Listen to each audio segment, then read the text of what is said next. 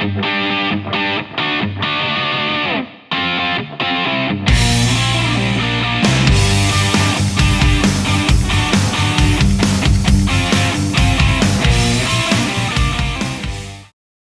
everybody. Lieutenant Joe Pangaro here for the Blue Heart Podcast.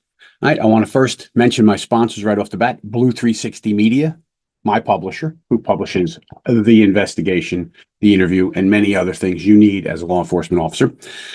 Riot Tint, which is the greatest window security covering that you can get. Go look them up. And of course, Medical Essential Diagnostics. They are a company, New Jersey based right now, that helps us all stay healthy by doing some screening at no cost to you. Medical Essential Diagnostics. Go look them up, save your life.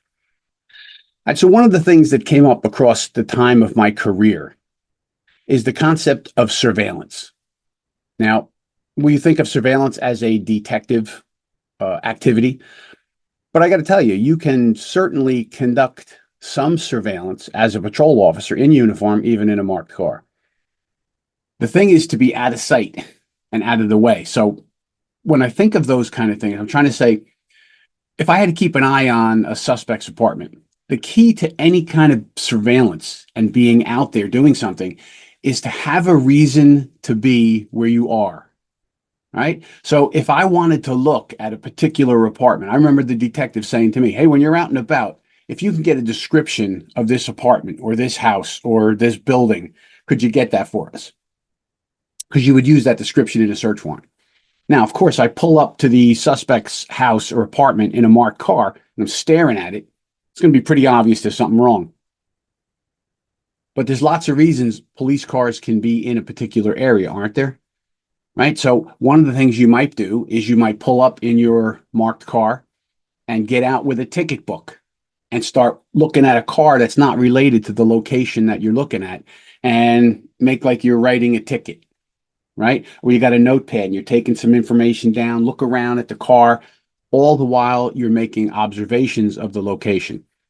Now, when it comes to a house is a little bit easier. You can be 2 or 3 doors down, and if you see somebody out front raking their leaves, and you can pull over and talk to that person. Hey, how are you, Mr. Jones? I'm Officer Jones, and I'm here to just see what's going on. How's everything in the neighborhood? Meantime, I'm looking 3 doors down at the house.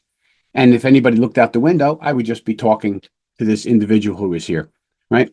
So we can do things like that. If it be creative is the key. But remember, the key to good surveillance is if you're going to get and watch something is to have a reason to be where you're at or be out of sight. So we did many, many cases back in the day where we had a serial burglar, right? Serial burglar. I've talked about them before. And we would find out, we think they're going to hit this neighborhood for whatever reason. Our planning tells us this might be a suspect neighborhood. So we would jump up in there and we would have an unmarked car, or we had a van that looked like a plumber's van and it had tools all over, Bob's Plumbing, and we would park that down the end of the block anywhere. It still gave us a view of the house or the location we were looking at, and we just looked like regular people. So that's, they wouldn't think that we were law enforcement. We had unmarked detective vans. We had a minivan. Right? Looked like a minivan for mom and the kids. And the windows in the back were blacked out. So we put a curtain across the first set of seats behind the drivers. And then we could sit behind there and we could actually pull up in the neighborhood and sit there for quite a while. The driver would get out and walk away. And so if anybody's watching, somebody get out of the car, there's nobody in it, the car's off. In the meantime, we're sitting in the back making observations. A little while later when we're done, the driver gets back in the van and we drive away. When you're doing things like that, my partner Chuck and I, there were quite a few times that we used this technique. We would pull up to a location. I would get out or he would get out, whoever was doing it. And you look under the hood of the car, you get annoyed, you get on your cell phone like you're calling somebody, and you're sitting in the car. And then a few minutes later, Chuck would pull up. We would go nose to nose, put on jumper cables, like we're trying to, jump the car to get it started. All the while, we're actually looking at the house, 2 doors down, or the apartment a couple doors down.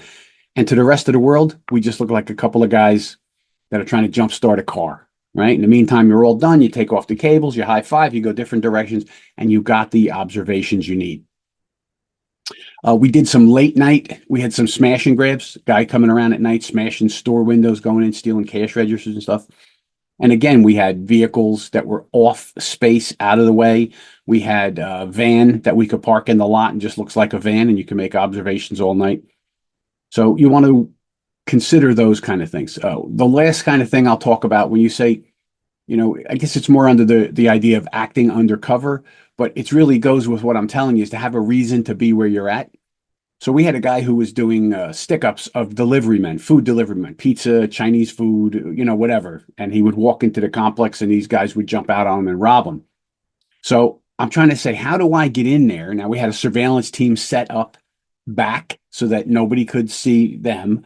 And I was the person going in there and they were watching me, right? I went to the local Domino's Pizza and I asked to borrow a Domino's jacket, a pizza box, a hat, and one of those things that went on top of the card. It said Domino's delivery. And we had a very good relationship with the owner. He said, of course, he gave us all that stuff. I put it all over an unmarked car that we had, not a Crown Victoria, an unmarked car that we had taken in forfeiture. And I pulled up into the area where these robberies were taking place. I got out and I started walking around with my pizza box. And I go around and around and around. And then after 2 or 3 nights, a couple guys jumped out with knives. Underneath the box I was holding, of course, I had my firearm and I said, police, don't move. And everybody ran up on them. So the whole key is to have a reason to be where you are, look the part. And the last thing, don't get cop-itis. Cop-itis is when you're new at doing undercover or surveillance and you're out there and you think everybody knows I'm a cop. Everybody knows I'm a cop. That's because you're used to wearing the uniform in the parade car, driving all around. Everybody sees you. Once you start doing undercovers, plain clothes, detective work, nobody really knows you're a cop unless you tell them you're a cop. So always remember, have a reason to be where you're at, fit into the location, be creative, and get out there and see the things you need to see.